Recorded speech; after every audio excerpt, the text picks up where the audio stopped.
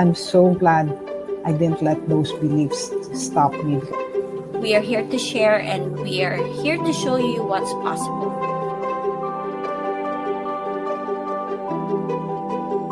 If I don't show up, I don't get paid. And that's just how it is.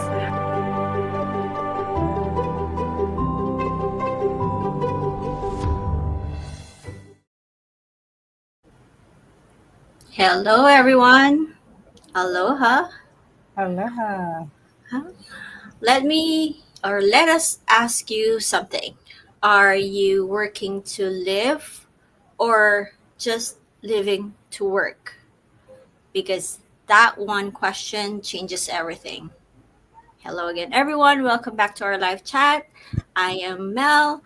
I'm a nurse, a mom of 2 kids, and I'm also a wife. And I'm grateful for the work I get to do, but I also know there's another way to think about life and work. And with me, of course, is Ate Mel. Yes, I'm the other Mel from the other side of the world. I'm here in the Philippines. Mabuhay po kayong lahat. And I'm a mom. I'm a single mom, actually. And I'm a grandma too. And just like Mel, I'm someone who wants to build more security in the future and live my best life and not be restricted by anyone or by the job that I hold currently. And yeah, welcome to our live for today. Yep. And yeah, welcome everyone. Today our topic is about being an employee to becoming an entrepreneur, and the shifts that no one really talks about, but those are the ones that matter most. So I know most of us are taught how to be good employees. We are taught to show up, work hard, diba, who follow the rules. And that's great, but wala talagang nagtuturo sa atin what it means to think like an entrepreneur. And honestly, the biggest difference isn't in the work, it's in the mindset.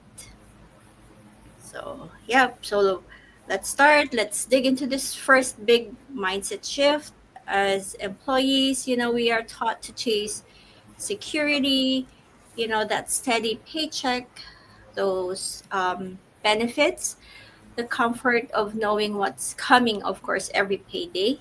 But as entrepreneurs, security looks really different, and that's where we will all start.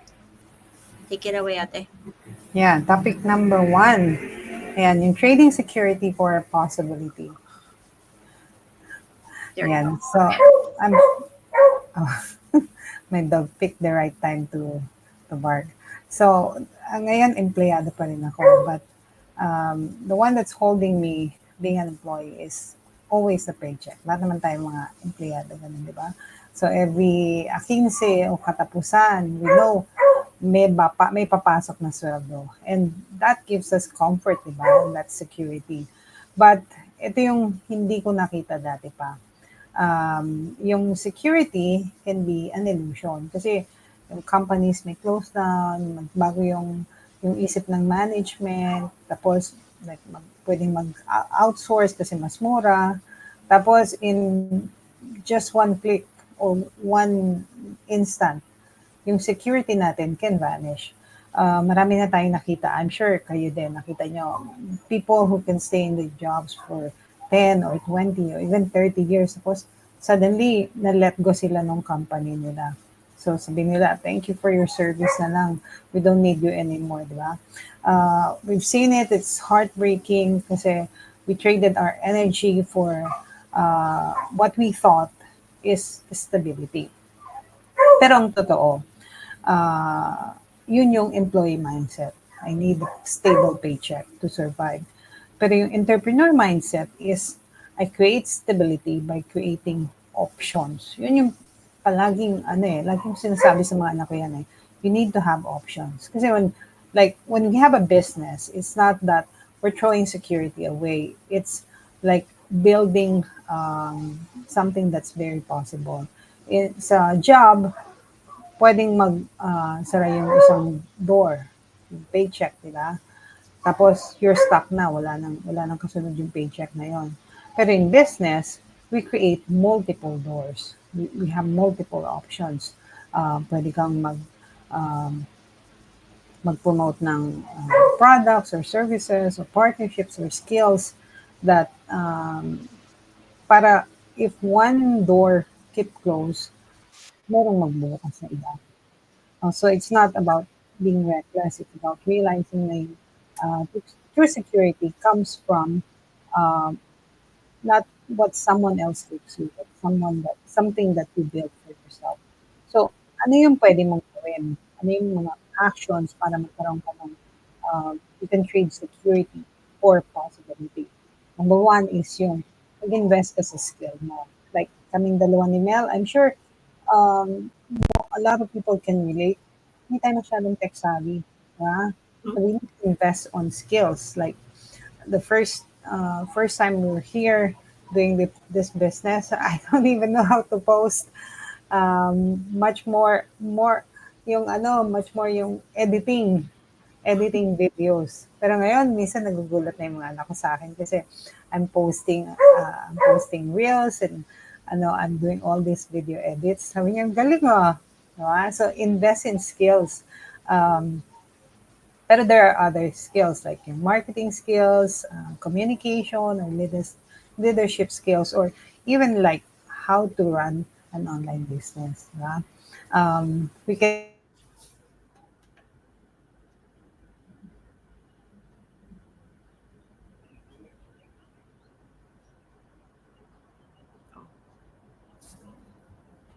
Ate, you're frozen. Okay. Okay. Looks like Ate Mel. Wala na signal sa Ate Mel. Oh, there you go. She's back. There. I don't know kung saan ako naputol. Sorry. Philippine internet. I think I got cut off with number 2. Is that right, Mel? Yung building something on the side. Yeah. Yeah. Yeah. Yeah. So, Yeah. can build something on the side while we still have a job. Hindi naman kailangan mag-quit agad ng job, di ba? But like you don't build the business overnight.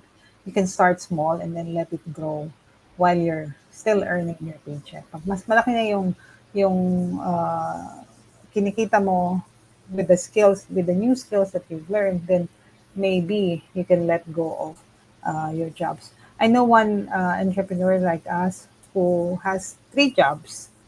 Tapos, he learned on the side during the little pockets of time. Tapos, unti-unti nag-build siya. Tapos, he let go of 1 job. Tapos, he let go of 2 jobs. Tapos, now, no more job.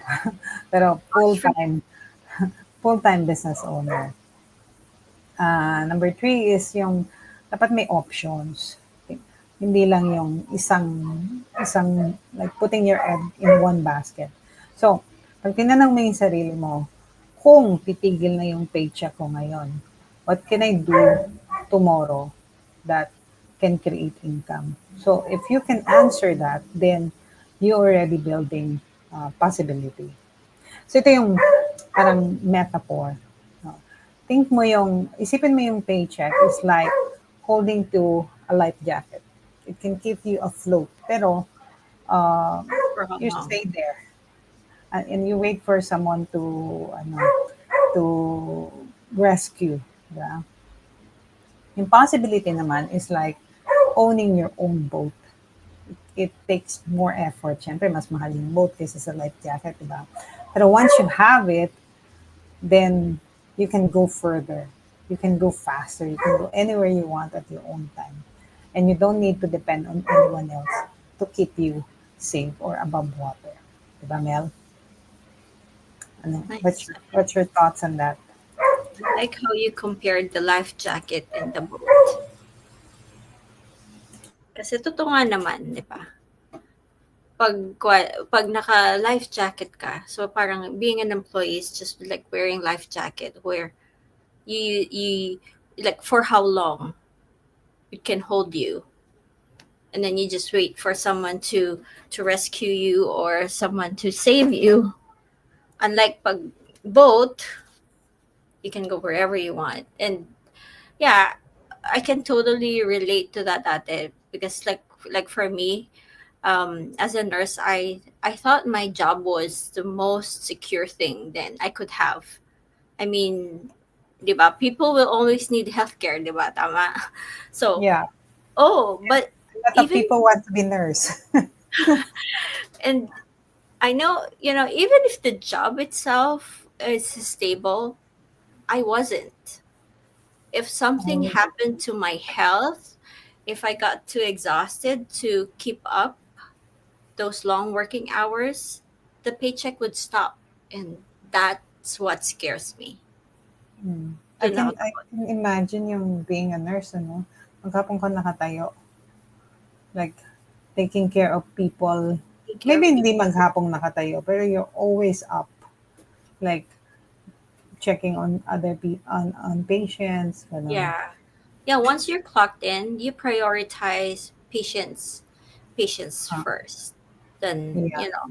ourselves kasi syempre like if we want to use the restroom sometimes, okay, that we can still hold it. We have to take care of the patient first, those kind of stuff. And yeah, it's real. And Yeah.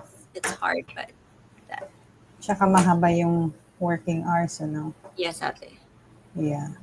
Tsaka ako Absolutely. din, being a chemist, I'm exposed to a lot of chemicals.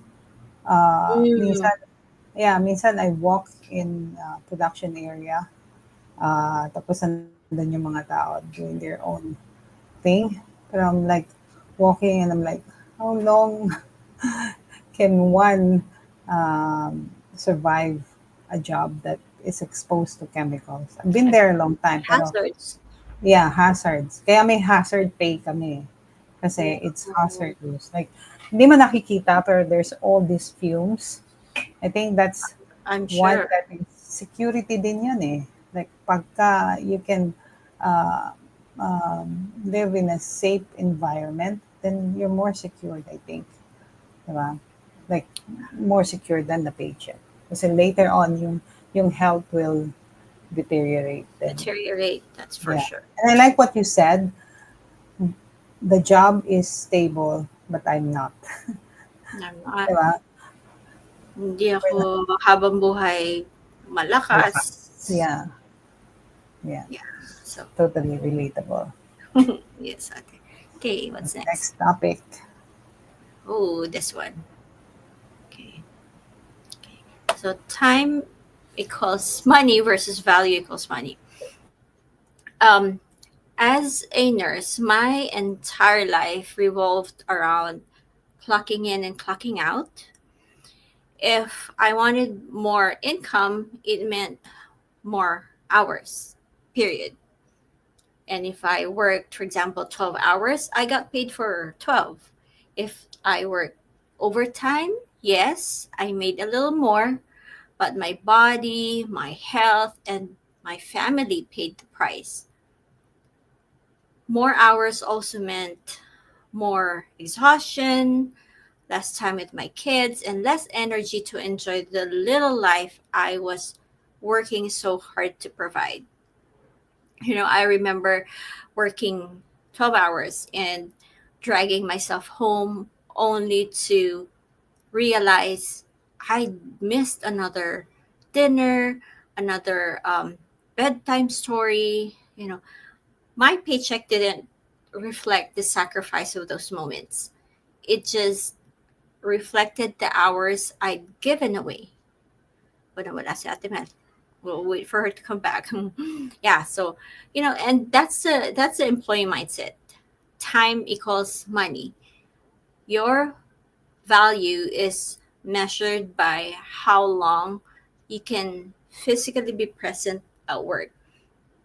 But here's what entrepreneurship taught me: value equals money. You get paid for the value you bring, not just the hours you put in. In the employee world, um, effort doesn't always equal income. But in entrepreneurship, the more value you create, the more effort you put in, the more impact and income you can grow. Think about it. When I help one person through this business, that action doesn't stop there.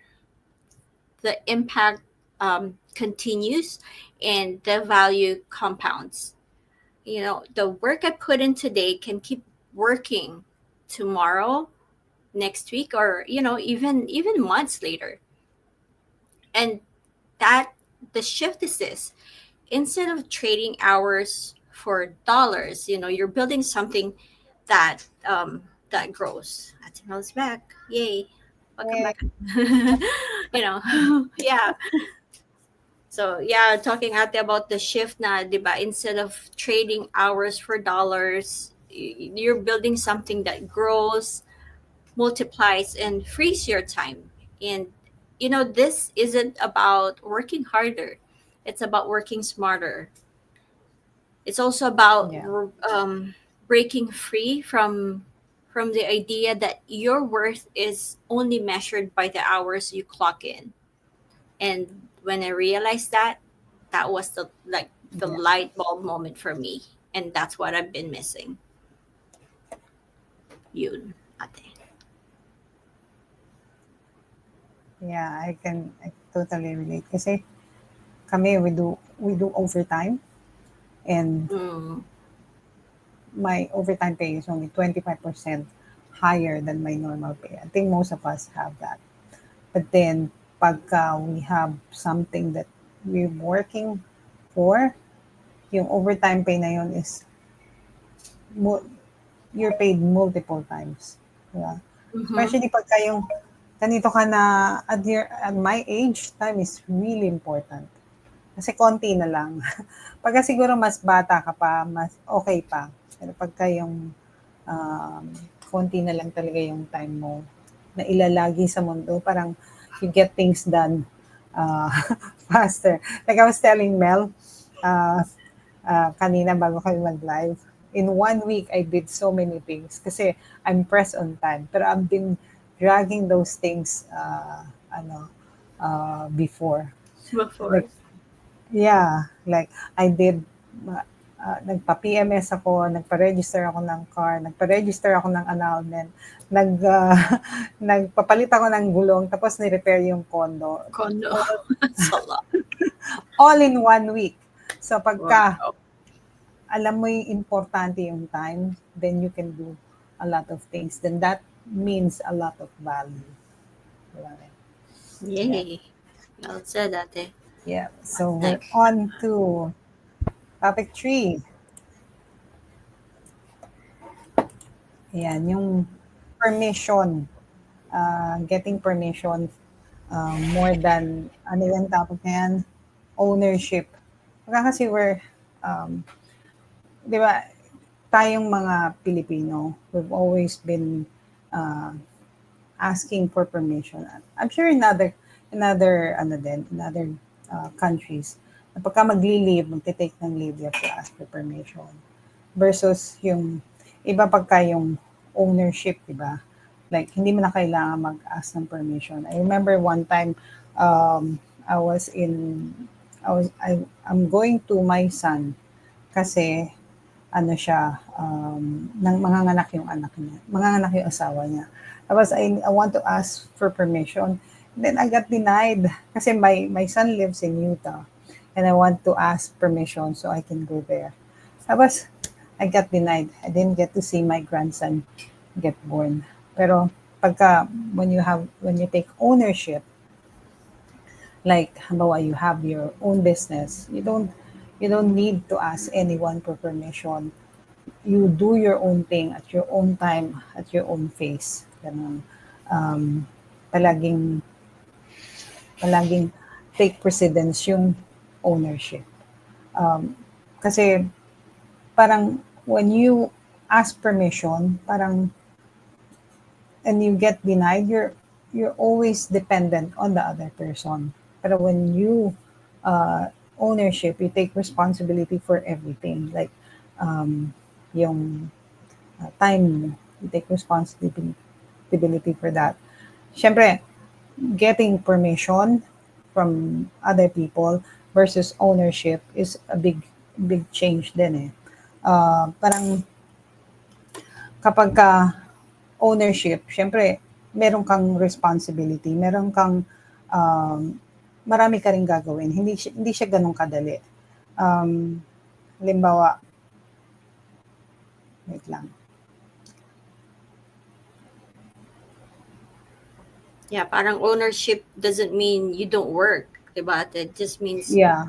you get to choose when and how. Yung parang, pagka ownership, you decide when and where to work.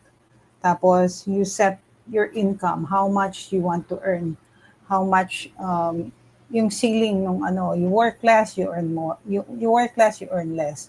You work more, you earn more. Parang ganon. Pero pagka dun sa permission, like being an employee, you you work more, you earn the same. Diba? You work overtime, then you paid a little bit higher. A bit pero more. may ceiling pa din, di ba? Tapos pagka you have ownership, then you pursue possibilities. Pagka permission, parang you're stuck in that eh. I remember when I was in Jakarta, I did all these things for a company. I worked really hard. At the end of the month, yun pa rin yung sweldo ko. Of course, switching from permission to ownership is not easy. You have to do a lot of things. It's hard. It's hard to start having that ownership. It's like launching a rocket, diba? Parang you have to put all your energy in one project before you can launch. Pero pag nandun ka na, you're like flying na. You're like freely giving. Pag permission, of course, parang super safe siya. Pero parang ang metaphor na is yung parang halimbawa, permission is like having an umbrella. Ang hilig ko sa metaphor this day, having an umbrella na pag safe ka from the rain. Pero pagka there's a strong wind that blows, parang pwedeng matanggal, liparin yung umbrella mo, masira, and then you're exposed to the rain na. And then yung permission type. Pero pag ownership, like you own your time, you own your own business, you own your skills. It's like being in a safe building. Kahit umulan, bumagyo, bumaha, safe ka pa din. Kasi you're protected on all sides. Yan. That's my take. Galing. Oh, dami pa man ding baha-baha ngayon dyan. Oo, di ba? Daming baha kasi daming post projects. Oo nga eh. Okay. Yeah, yun. Ang ganda ng tag dito ng comparison mo about the permission tsaka yun nga sa being an employee. Kasi, yeah, being an employee, your job still has the final say of when you can go vacation, when you can take day off, when may cap of how much you can earn, and you work long hours, pretty much the same. You get the same pay. You work overtime, you get slightly higher pay, but at what cost, diba? Yung time mo sa family mo, exhaustion, yung health mo. Unlike, syempre, pag entrepreneur ka, you get to choose when and how, diba? When you do the business, and may options. Again, back to options. Which is always good. Options. Always options. Okay. Last one. Specialist versus learner mindset. Okay. Ayan, I like specialist yan. Ay, sorry. So, as an employee, I was trained to specialize. I am an operating room nurse, so I specialize in operating room, and that was my lane. You know, I did my part, I collected my paycheck, and that was it. When I thought about doing something outside of that, my first thought was, I'm not qualified. Entrepreneurship doesn't require you to be expert from day one. It requires you to be a learner. And looking back on my life, I realized, hadn't I already learned incredibly difficult skills before? I'd already been a learner all along. Mhm. Diba? Nursing school, I had no idea what I was doing at first, but I figured it out. Parenting, nobody gives you a manual on how to become a parent. You learn as you go. And even working abroad as an OFW, overseas Filipino worker. I used to work in Saudi Arabia, and also Ate Mel used to work in Indonesia for like years, 15 years, Ate Mel, right? Yeah. So for us, we had to adapt to new Yeah, rules, 15. had to adapt to new systems, new culture, and we learned. Entrepreneurship is the same. You don't have to be an expert from day one. So when I started this business and felt overwhelmed by the tech or the marketing, I reminded myself, well, I've learned harder things before. I can learn this too. And slowly, step by step, I did. I didn't need to be perfect. I just needed to stay open. I just stayed curious and willing to try. And that shift from I can't to I learn is what pretty much unlocked everything for me. And the best part, that learner's mindset didn't just grow my business, it grew me. It gave me confidence in areas I never thought I'd touch. So looking back, I'm grateful for that shift. I went from thinking this isn't me to realizing, I can learn this just like I've learned everything else in life. And that's when things started to change. Yeah, for me too. Um, na, pagka may edad ka na, parang feeling mo specialist ka na. Diba? Pero I have to adopt this learner mindset. I have to learn a lot of things over a short period of time.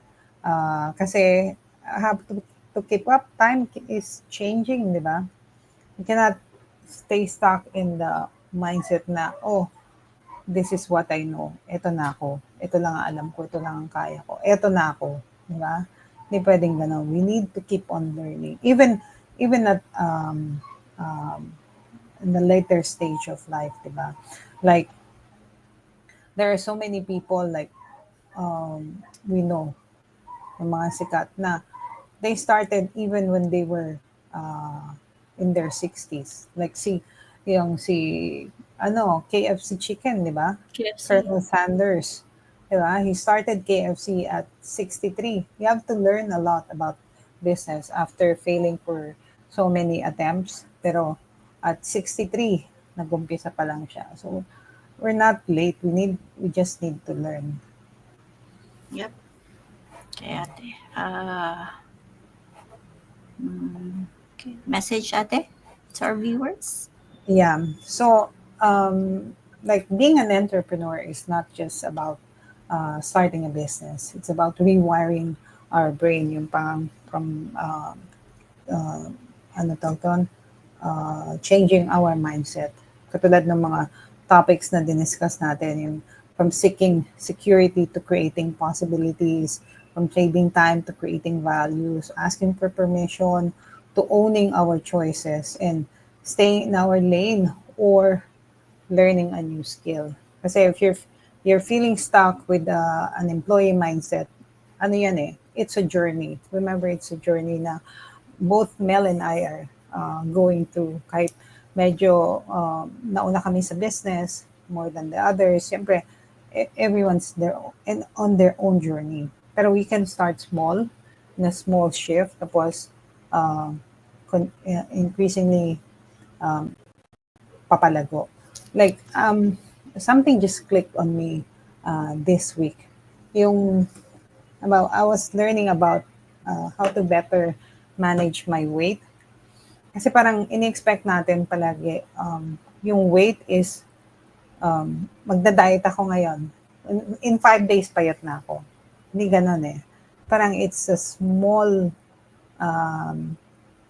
progress. Pero continuously, done continuously. Kahit wala ka pang nakikitang result, and then suddenly, pag makikita mo down the road, papalaki yung improvement na yon. And pagka ganon, then yun yung entrepreneur mindset. Kasi yung employee mindset is parang flat. Siguro may konting blip, tapos flat ulit. Tapos may konting blip, tapos flat ulit. Diba? Pero an entrepreneur mindset is increasing slowly. Pataas, pataas, pataas, pataas. Ganun. And then, you're working for yourself then. So yun, that's my takeaway today, Mel. Yay. Saan na tayo? Yun. Oh yeah, that's a good. Ang galing naman comparison mo, ate. Okay. So what's my message sa ating viewers to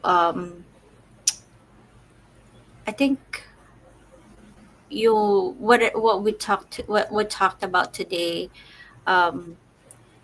moving from being an employee to becoming an entrepreneur isn't just about starting a business. It's about shifting how you see your time, your worth, your choices, and your future. You know, like what Atima said, you do not need to quit your job tomorrow. You do not need to quit your job today. You don't need to have it all figured out. But if you've ever felt that tug that there's more, that you're meant for something beyond clocking in and out, that tug is worth listening to. The question isn't what if I fail? The real question is what if I don't even try? So yun natin. Yeah. What happens when you don't even try? You stay stuck. Parang, I always say this, parang I'm more scared of staying stuck of where I am than Not even doing trying. trying. Not even If I trying. failed and then because I tried, I'm Because okay with that. Kasi I already tried. Diba? Pero if, like, pag matanda ka na, meron kang mga what ifs, regrets, I think that's scary. I should have I should have done this. I should have done that. Diba? Parang, tapos, ano ka na sa end of your life and then like, wala ka na magagawa. You run out of time. Then, parang, sayang. Yeah. Yep. So, hard to live with regrets. Yun ang mas mahirap dati. So, if today's live chat hit home and you're curious about what this shift could look like for you, connect with us, connect with Ate Mel, connect with me. We'll share how we started while we are still working, and we'll share what we learned along the way and how you can begin making that mindset shift too. Because you weren't made to just work for a living, you were made to design a life. Mismo. Thank you so much, everyone. We'll see you again in our next episode of our live chat. Have a great weekend. Aloha. Mabuhay.